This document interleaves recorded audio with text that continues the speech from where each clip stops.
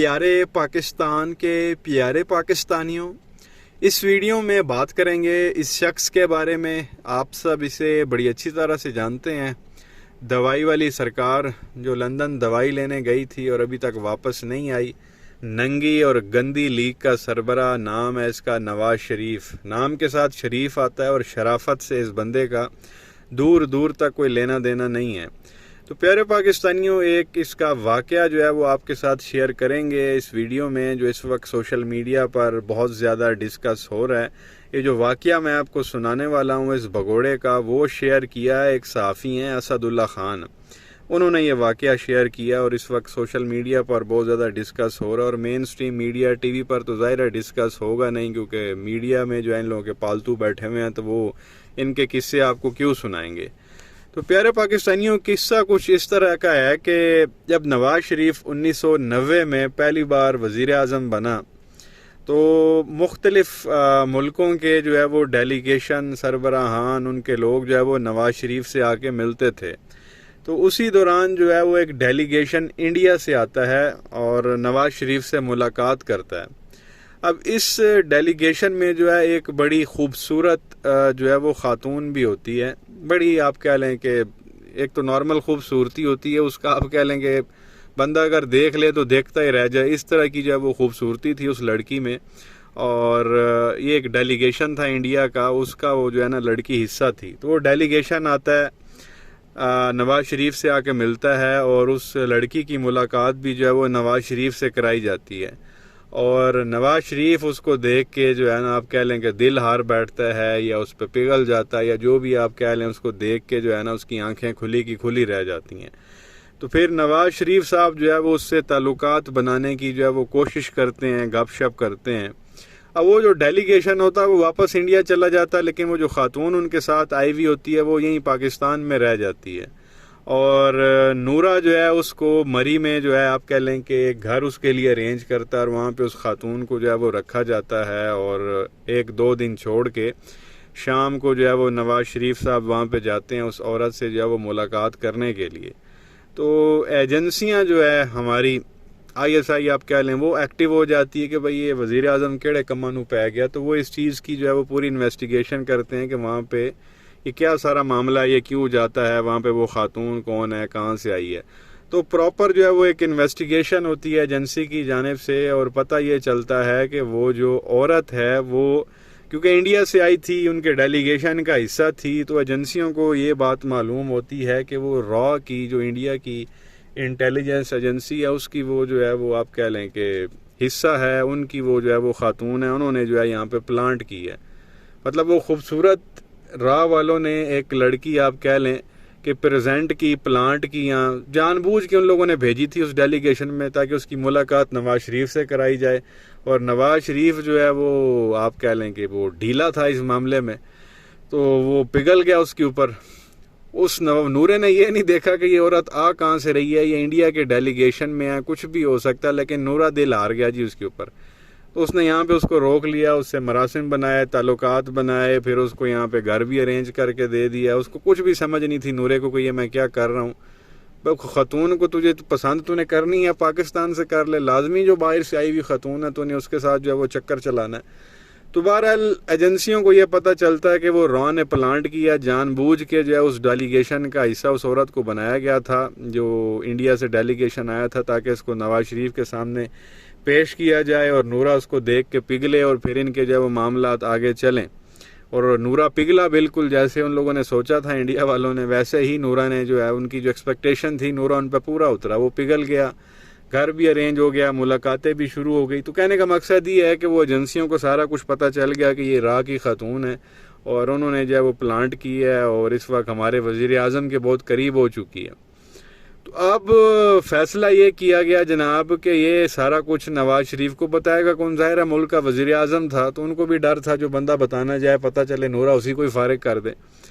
तो उस वक्त के जो मिलिट्री सेक्रेटरी थे नवाज शरीफ के, आपको पता है कि एक आर्मी का बंदा हमेशा वज़ीर आज़म के साथ होता है, तो उस वक्त एक कर्नल साहब थे जिनका नाम जो है वो रियाज बताया गया, कर्नल रियाज।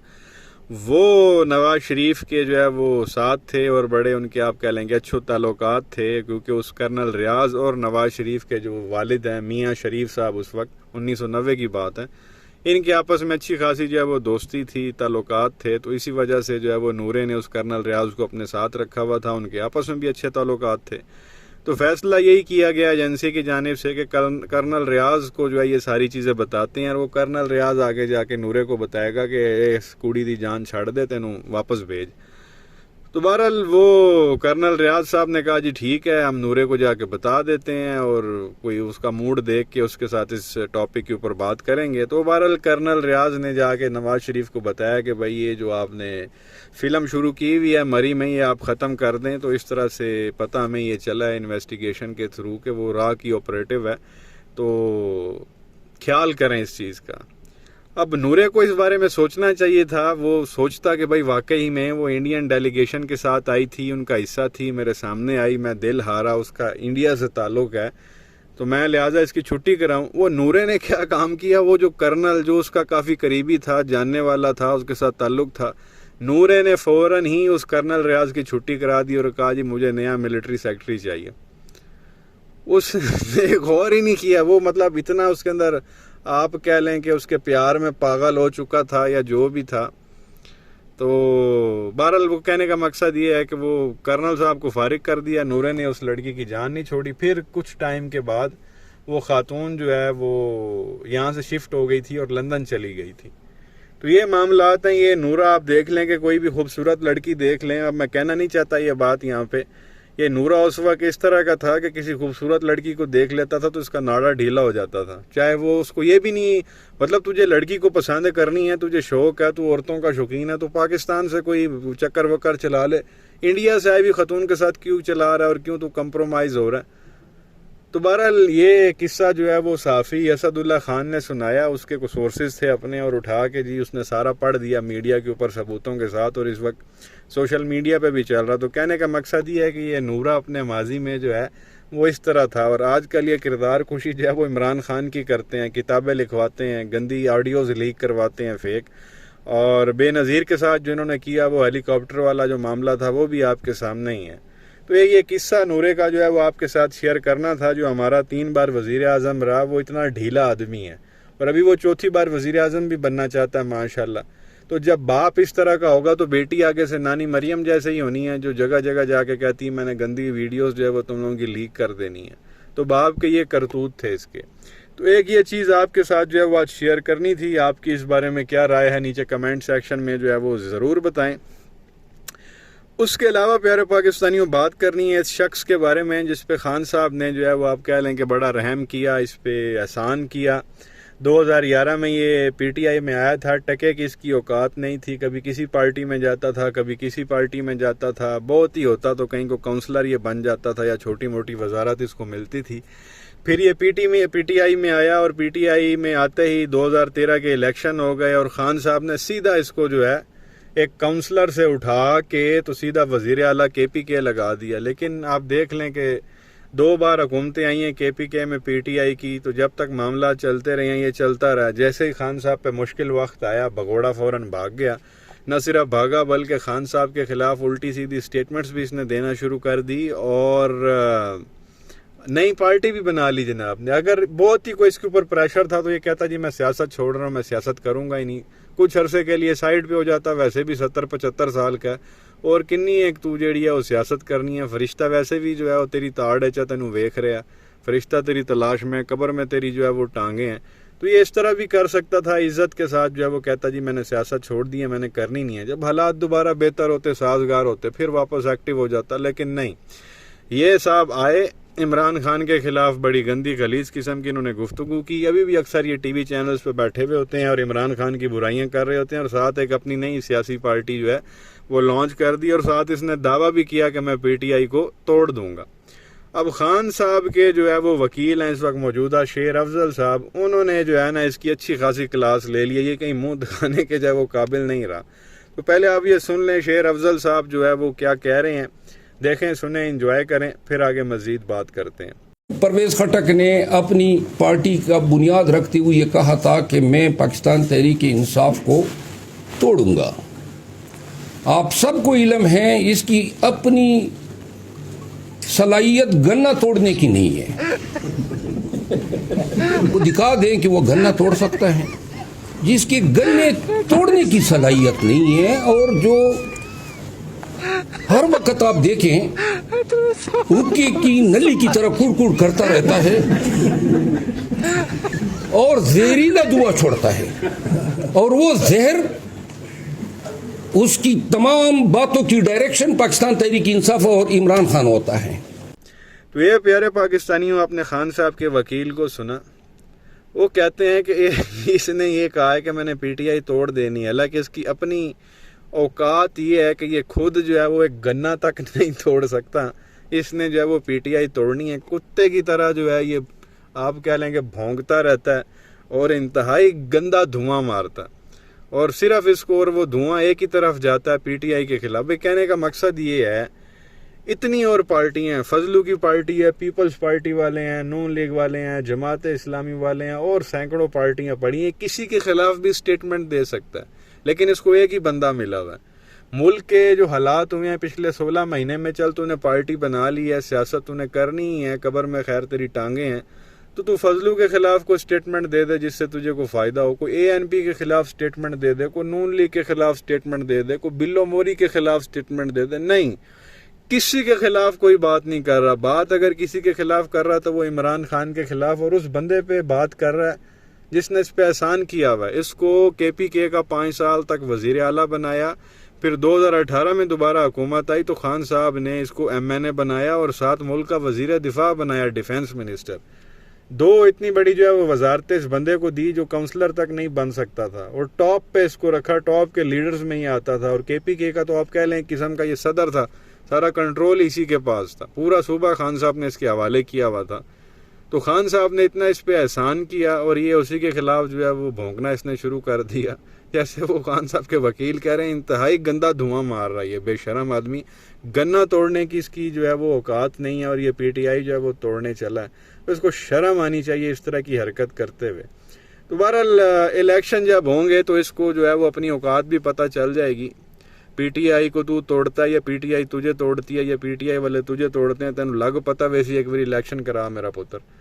तो बहरहाल एक ये स्टेटमेंट आपके सामने रखनी थी खान साहब के वकील की। एक और स्टेटमेंट है इसी मीडिया टॉक की जो खान साहब के हवाले से है, ये आप सुने कि खान साहब के वकील जो है वो खान साहब के बारे में क्या कह रहे हैं। देखें, सुने, फिर आगे मजीद बात करते हैं। जो लोग उनको यहूदियों का एजेंट कहते थे, आज पूरी अटक जेल गवाह है कि कुरान करीम की तिलावत से उनका दिन शुरू होता है और तहज्जुद की नमाज कज़ा नहीं होती है।